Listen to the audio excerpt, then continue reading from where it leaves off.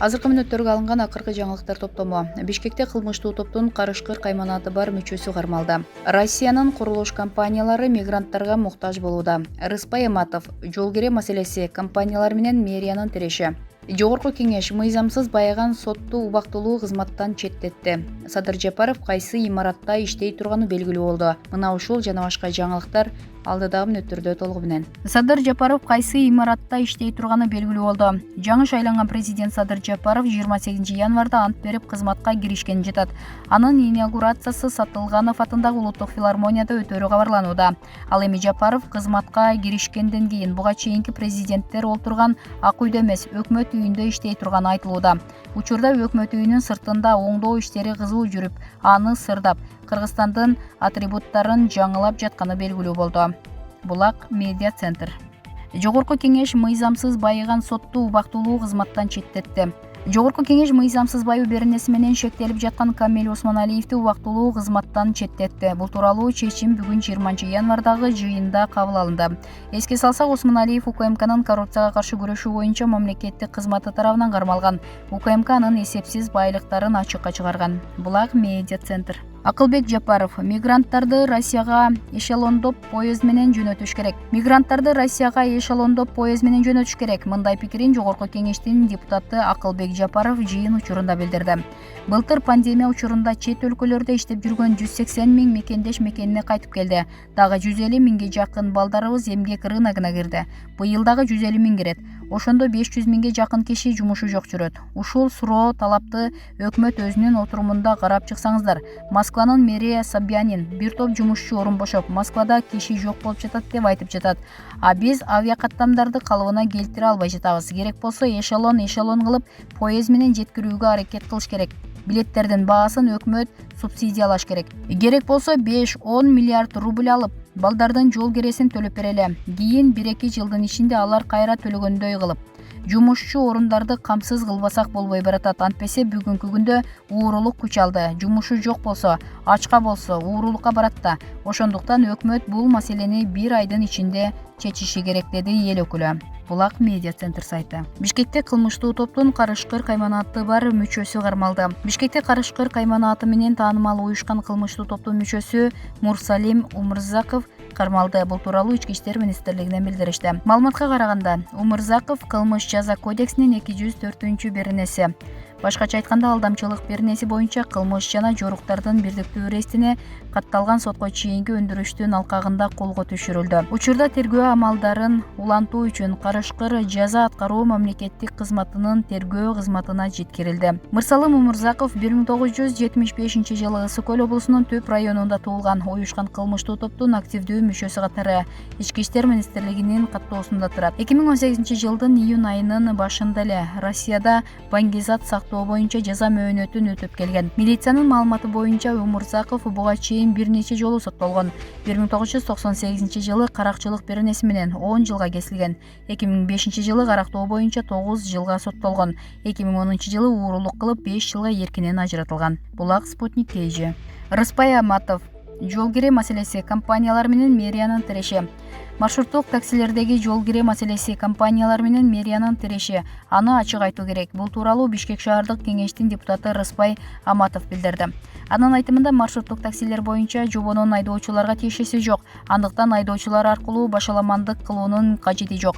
Мен 5 жылдан бери какшап айтып келем. 2013 жылы Бишкек шаардык кеңешинин маршруттук таксилердин ишмердүүлүгү боюнча жобосуна ылайык компаниялар жаңы унаалары менен конкурска ачык катышышы керек. Компаниялар андан баш тартып, шаардык кеңештин чечимин сотко берген. Ошол тиреш азырда уланып келет. Бул тиреш жасалма. Шаардык транспорт башкармалыгы конкурс өткөрсө болмок.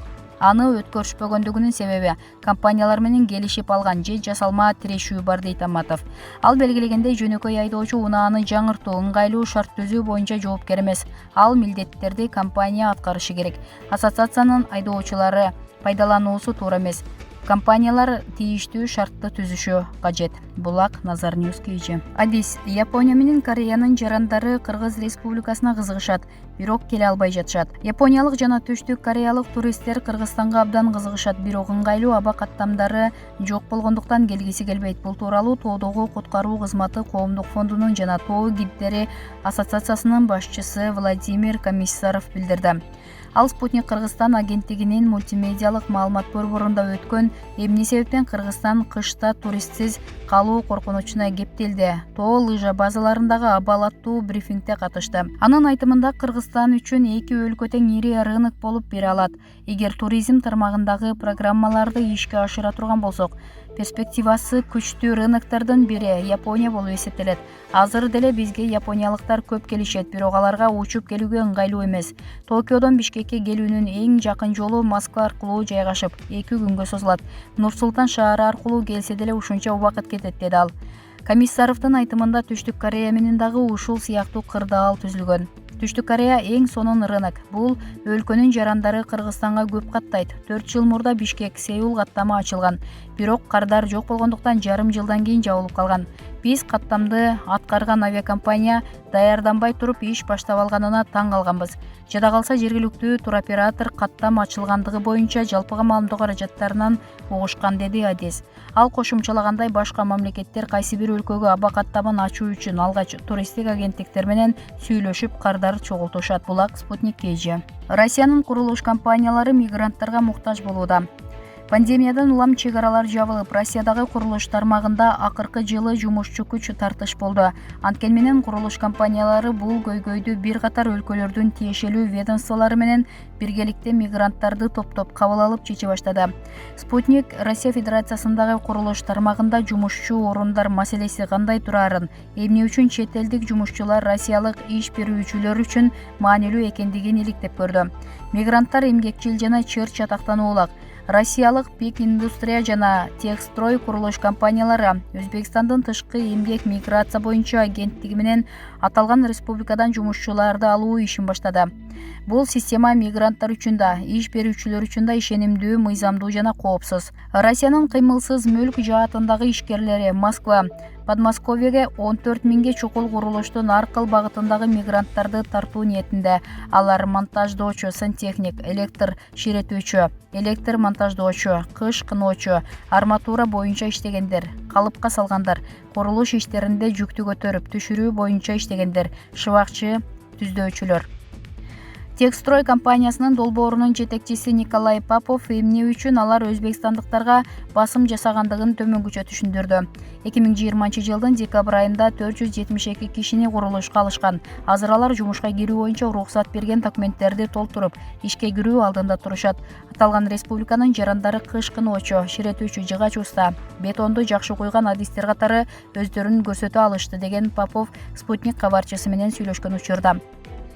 Курулуш компаниялары январдын аягына чейин Өзбекстандын 3 шаарында Фергана, Самарканд жана Үргөнчтөгүлөрдөн жумушка тартуу ниетинде. Россиялык фирмаларды 21ден 50 жашка чейинки кеминде 1 жылдык тажрыйбасы бар орус тилин билгендер кызыктырууда. Тандоодон өткөндөрдө 60-100 миң рубльдын тегерегинде айлык алуу мүмкүнчүлүгү жаралат. Аларды жатакана, атайын кийимдер, алгачкы айда тамак аш менен камсыздап турушмакчы. Жумушчулар жетишпей жатат. Инград компаниясынын курулуш департаментинин директорунун орун басары Светлана Бабкина учурда курулуш фирмаларга эмгек мигранттар жетишпей жаткандыгын жашырган жок. Анын айтымына караганда, чет элдик жумушчулар барктоо. Себеби алар тартиби, ишке болгон мамилеси жана чыдамкайлыгы менен айырмаланып турушат. Чек аралар жабылып, жакынкы чет өлкөлөрдөн жаңы жумушчу күчтөрүнүн агымы азайып кыйналдык. Бизде Армения, Беларусь, Тажикстан жана Өзбекстандын жарандары эмгектенишет. Объектилерибизде иштеп жаткандардын 60% чет элдиктер, деди Бабкина. Россиянын курулуш рыногунда иштей турган жумушчулардын таңкыстыгы туурасында адамдарды жумушка алгандар боюнча Head Hunter деп аталган кызматынын маалыматтарында айтып турат. 2020 жылы марттан тарта курулуш тармагындагы орундардын дээрлик 3/1 кыскарып кеткен. Бул албетте экономикалык белгисиздик жана чектөөлөрдөн улам жаралды. Анткени менен бир аз убакыттан кийин баары калыбына келе баштады. Июнь айына карата маалыматтарда Россия Федерациясындагы курулуш тармагындагы жылдагы вакансияга муктаждык орточо эсеп менен алганда 38%га жогорулап, ал 2020 жылдын февраль айындагы коронавируска чейинки көрсөткүчтү ашып түштү. Жумуш орундарынын керектелүүчү чек 2020 жылдын сентябрь айына туш келди. Бул айда иш берүүчүлөр курулушчулары керектеген 70 миңден ашуун жарыя берген. Бул 2020 жылдын январь айына караганда 64%га көп болду. Августтан тарта курулуш тармагында бир вакансияга 2 гана киши туура келип жатат. Муну эмгек ресурстарынын жетишпестиги деп түшүнсөк болот. Булак Спутник KG.